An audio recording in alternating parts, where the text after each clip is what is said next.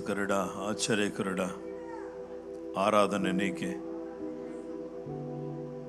మా దుర్గమా, మా శైలమా, మా కోట, మా కొండ, మా జీవితమునకు చాలిన వాడానికి స్తోత్రం చెల్లిస్తున్నా. నీ వాక్యం ద్వారా మాతో మాట్లాడి మమ్మల్ని బలపరచుమని యేసు నామములో అడుగుచున్నాము తండ్రి, ఆమేన్.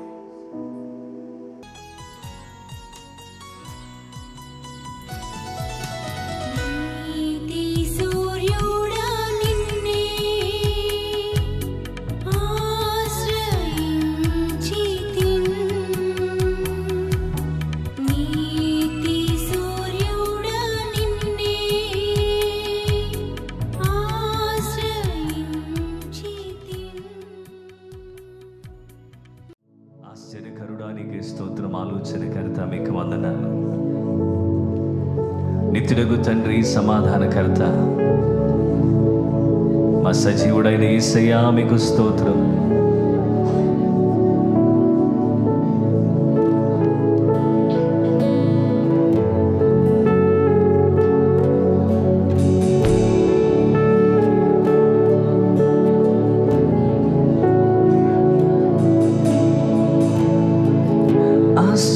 ఆశ్చర్యకరుడు, ఆలోచనకర్త, నిత్యుడగు తండ్రి, బలవంతుడు, లోకాన్ని ప్రేమించి తన ప్రాణమునర్పించి తిరిగి లేచిన పునరుద్ధరణ. మన హృదయాలను ఆయనకు అర్పించి ఆత్మతో సత్యముతో ఆరాధించెదము.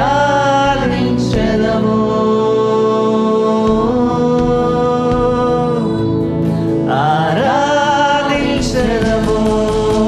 ఆరాధన, ఆరాధన యేసయ్యకే నీ ఆరాధన. పరిశుద్ధుడు, పరిశుద్ధుడు మన దేవుడు, అతి శ్రేష్ఠుడు.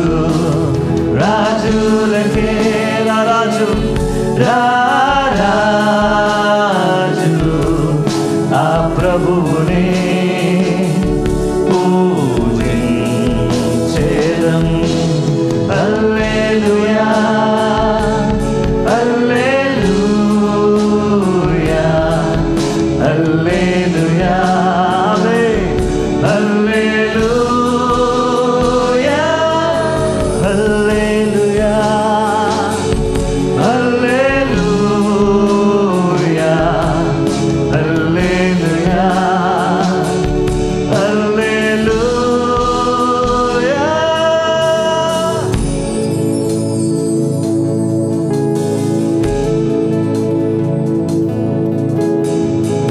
Say, I worship you, Lord.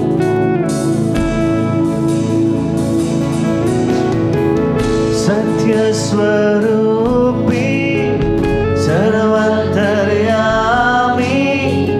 సర్వాధికారి, మంచి కాపరి, వేలాది సూర్యుల కాంతిని మించిన మహిమా గలవాడు మహాదేవుడు.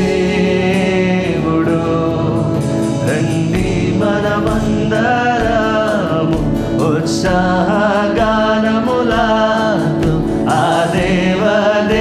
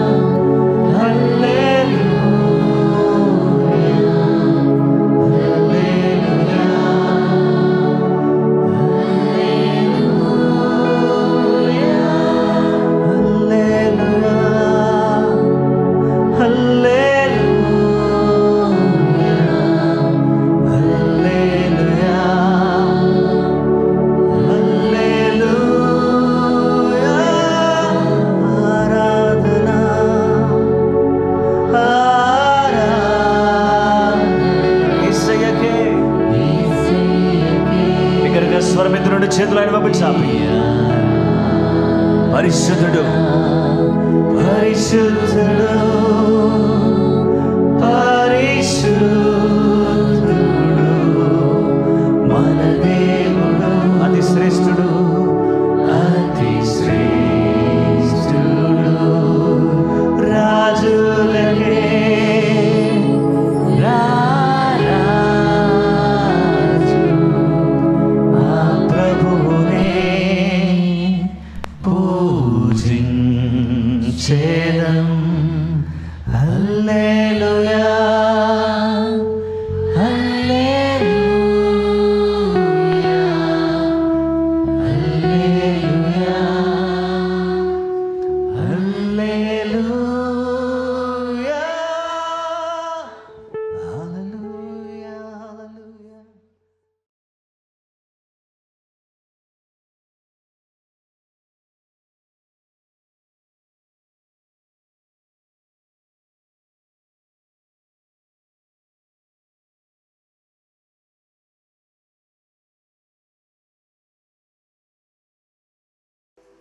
మెసేజ్ ఆఫ్ ద స్పిరిట్, ఆత్మ సందేశం అనే అంశాన్ని గురించి ఈరోజు మనం దేవుని వాక్యాన్ని వినబోతున్నాం. ఆత్మ సందేశం. 2వ దినవృత్తాంతముల గ్రంథం 15వ అధ్యాయం మొదటి 2 వచనాలు మనం చదువుకుందాం. ఆ కాలమున దేవుని ఆత్మ ఓదేదు కుమారుడైన అజర్యా మీదికి రాగా అతడు ఆసాను ఎదుర్కొనబోయి ఇలాగు ప్రకటించను. ఆశ, యూదావారులారా, బెన్యామీనీయులారా, మీరందరూ నా మాట వినుడి. మీరు యెహోవా పక్షపు వారైన ఎడల ఆయన మీ పక్షమున నుండును. మీరు ఆయన ఎదుట విచారణ చేసిన ఎడల ఆయన మీకు ప్రత్యక్షమగును. మీరు ఆయనను విసర్జించిన ఎడల ఆయన మిమ్మను విసర్జించును. ఈ యొక్క ఆత్మ సందేశం, ఓదేదు కుమారుడైన అజర్యా మీదికి దేవుని ఆత్మ బలంగా వచ్చినప్పుడు అతడు ఆశ అనే యూదా రాజును ఎదుర్కొనబోయి అతనుకు ప్రకటించాడు. ఈ యొక్క వాక్యాన్ని మనం గమనించినట్లయితే ఆశ అబియా కుమారుడు. అబియా అనబడిన తన తండ్రి నిద్రించిన తర్వాత అతడు అబియా కుమారుడైనటువంటి ఆశ రాజు అయ్యాడు. ఇతని దినములలో దేశము 10 సంవత్సరాలు నెమ్మది పొందెను. 10 సంవత్సరాలు తన యొక్క యూదా దేశం నెమ్మదిగా ఉంది. కారణం ఏంటి అని అంటే అతడు దేవుని దృష్టికి అనుకూలంగా యథార్థంగా నడిచాడు. అన్య దేవతల బలిపీఠములను పడగొట్టాడు. ఉన్నత స్థలములను పాడు చేశాడు. ప్రతిమలను పగలగొట్టి దేవతా స్తంభములను కొట్టివేయించాడు. వారి పితరుల దేవుడని యెహోవాను ఆశ్రయించుటకును ధర్మశాస్త్రమును బట్టి విధిని బట్టి క్రియలు జరిగించుటకును యోధా వారికి ఆజ్ఞాపించాడు. ఉన్నత స్థలములను సూర్యదేవతా స్తంభములను యోధా వారి పట్టణములన్నిటిలో నుంచి తీసివేశాడు. అలాగే ఇతని ఏలుబడి యందు రాజ్యము నెమ్మదిగా ఉంది. ఏ వ్యక్తి అయితే దేవుని ప్రేమించి దేవుని సన్నిధిలో విధేయత వినయము చూపిస్తూ ఆయన కట్టడలను ఆజ్ఞలను అనుసరించి విగ్రహారాధనకు దూరంగా ప్రజలను ఉంచగలుగుతాడో ఆ వ్యక్తి కాలంలో దేశం నెమ్మదిగా ఉంటుంది అని ఆశ ఏలుబడి మనకు తెలియజేస్తూ ఉంది. దేవుని వాక్య భాగంలో మనం చూస్తే ఈ ఆశ దినములలో ఆశ ప్రార్థన ఏమై ఉన్నదంటే, రాజు ప్రార్థన ఏమై ఉన్నదంటే, ఆశ తన దేవుడని యెహోవాకు మొరపెట్టి, యెహోవా విస్తారమైన సైన్యము చేతిలో ఓడిపోకుండా బలము లేని వారికి సహాయం చేయుటకు నీకన్నా ఎవరునూ లేరు. మా దేవా యెహోవా, మాకు సహాయం చేయము, నిన్నే నమ్ముకొని ఉన్నాము.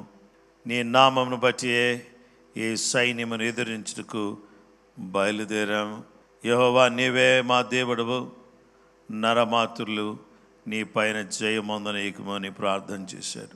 యెహోవా కూషీయులను ఆశ ఎదుట యూదా వారి ఎదుట నిలవనీయక వారిని మొత్తినందున వారు పారిపోయారు.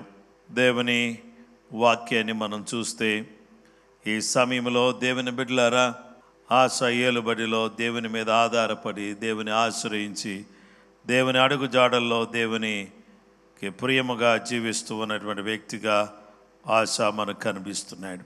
అయితే ఆత్మ సందేశం ఏంటంటే మొదటి విషయం listen to the spirit of God. ఆత్మ దేవుడు చెప్పే మాటను వినండి. Listen to the message of the spirit. ఆత్మ సందేశాన్ని వినండి. దేవుని వాక్యం ద్వారా దేవుడు సెలవిస్తున్నటువంటి మాట ఏంటంటే ఆత్మ సందేశం. ఈ ఆత్మ సందేశం మనకు చెప్పే మాట ఏంటంటే రెండవది మనం ఏం చేయాలంటే we need to turn. మనం ఏం చేయాలంటే తిరగండి. వినండి, తిరగండి.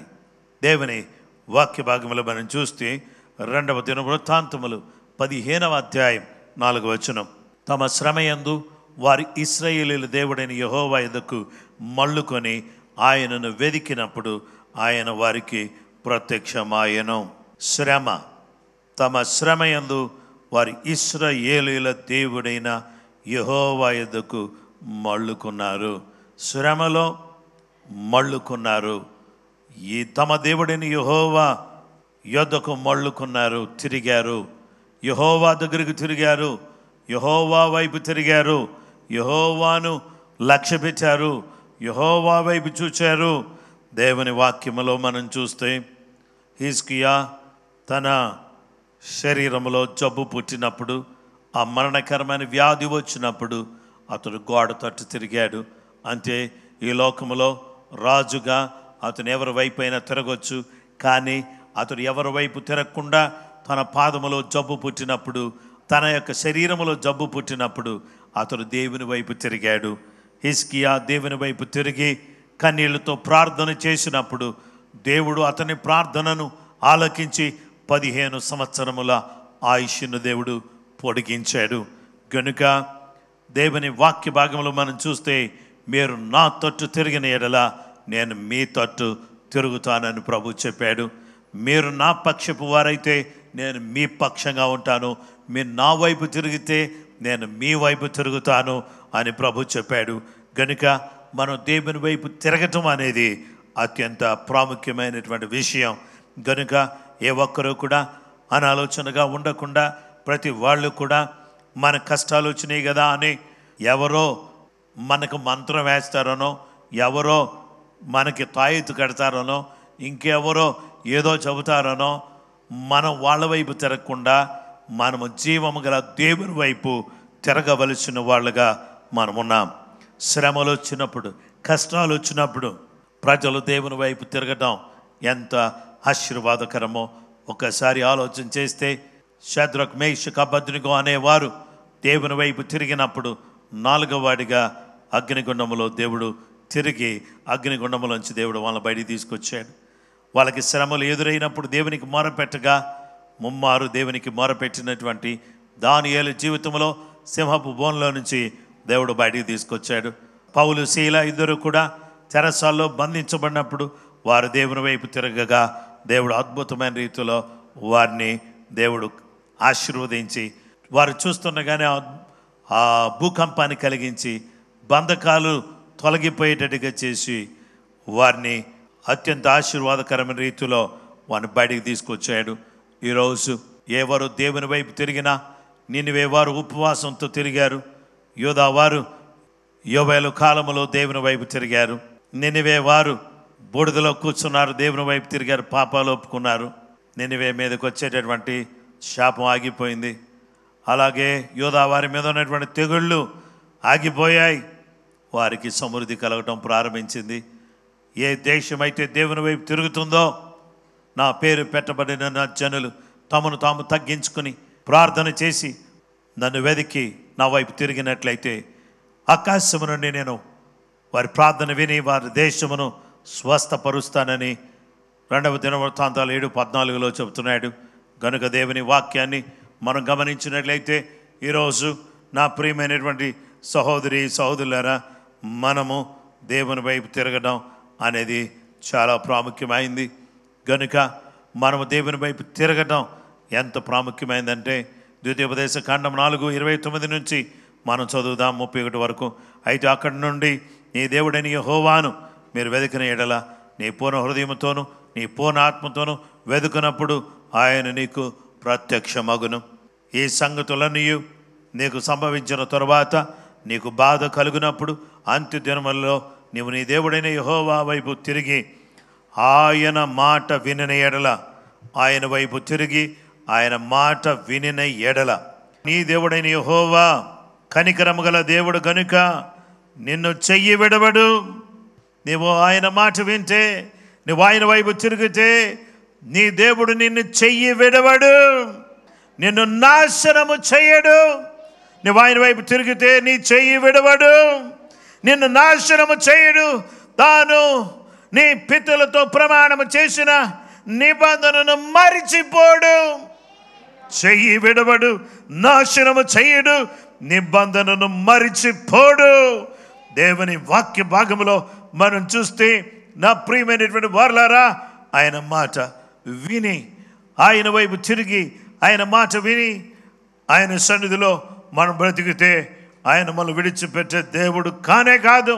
అయితే వాక్యం ఏం చెబుతుందంటే, why people are not turning to God? What is the reason why people are not turning to God? The reason is this. వాక్య భాగంలో మనం చూస్తే హోషేయ గ్రంథం 5వ అధ్యాయం 4వ వచనం, తమ క్రియల చేత అభ్యంతర పరచబడిన వారై వారు తమ దేవుని యొద్దకు తిరిగి రాలేకపోవుదురు.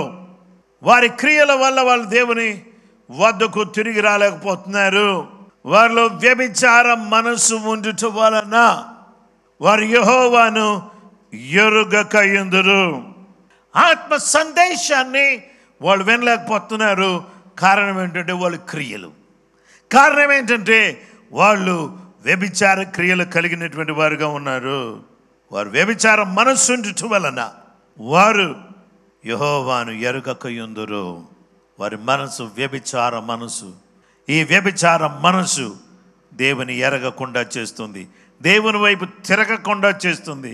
అయితే పరిశుద్ధ గ్రంథములో అదే హోషేయ గ్రంథం 6వ అధ్యాయం 1వ వచనంలో ఇలాగ పరిశుద్ధాత్మ దేవుడు పిలుపునిస్తున్నాడు, మనము యెహోవా యొద్దకు మరలుము రండి.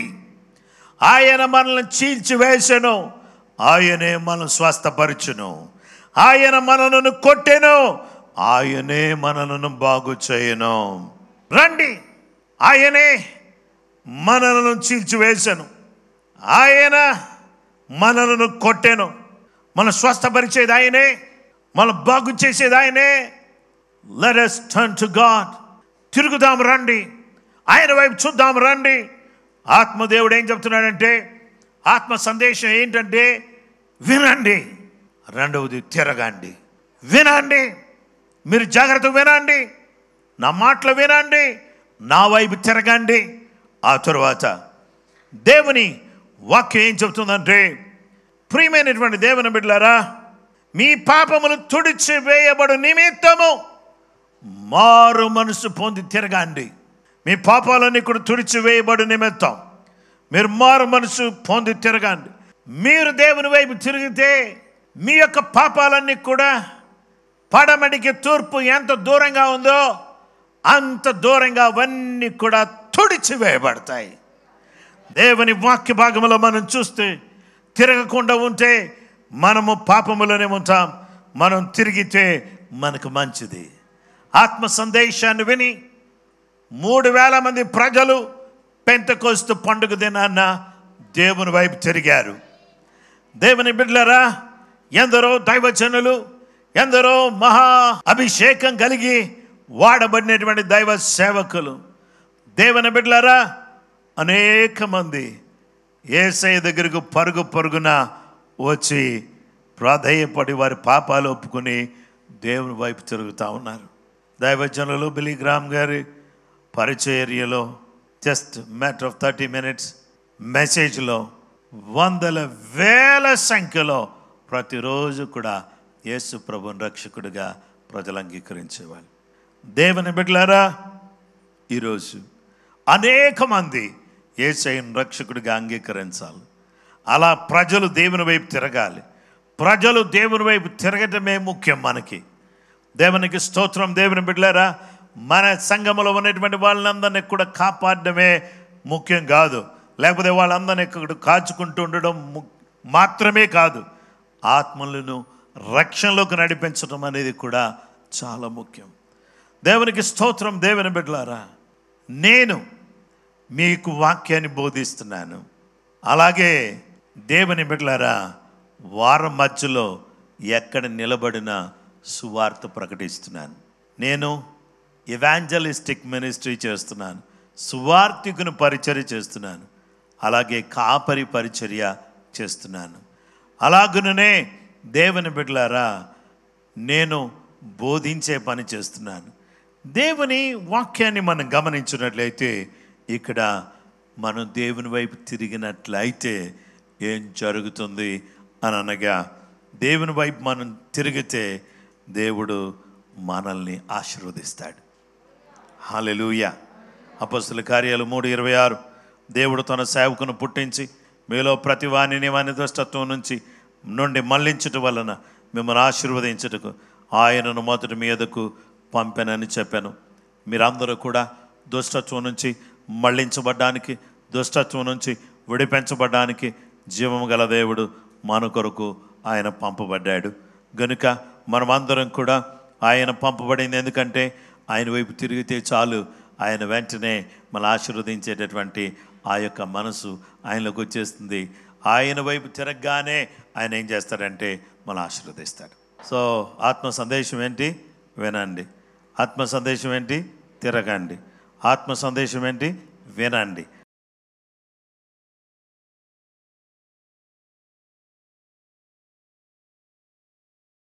ప్రార్థన చేసుకుందాం. ప్రేమ కలిగిన మా గొప్ప తండ్రి, నీ వాక్యం ద్వారా మీరు మాతో మాట్లాడిన విధానాన్ని బట్టి నీకు స్తోత్రం చెల్లిస్తున్నాం. దేవా, నీ యొక్క వాక్యం ఎంత గొప్పది నాయనా. దేవా, ఎంత మంచి వాక్యం ద్వారా మాతో ఈరోజు మాట్లాడారు. ఆత్మ సందేశం నైనా మేము వినుటకు, మేము తిరుగుటకు, ప్రభువా మేము ధైర్యంగా ఉండుటకు నైనా మీ సహాయం మాకు దయచేసి మీరే దీవించమని ప్రార్థన చేస్తున్నాం.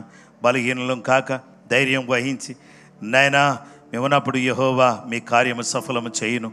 మా కార్యము సఫలం చేసే గొప్ప దేవా, ప్రతి కుటుంబాన్ని, ప్రతి బిడ్డను మీ నామములో దీవించండి. మా బ్రతుకుల్లో గొప్ప కార్యం చేసి మీ నామాన్ని గణపరుచుకుని దీవించి ఆశీర్వదించి కృప చూపించి బలపరచుమని క్రీస్తు యేసు పరిశుద్ధ నామములో ప్రార్థన చేసి వేడుకొనుచున్నాం మా పరలోకపు తండ్రి. ఆమేన్. హల్లెలూయా హల్లెలూయా హల్లెలూయా.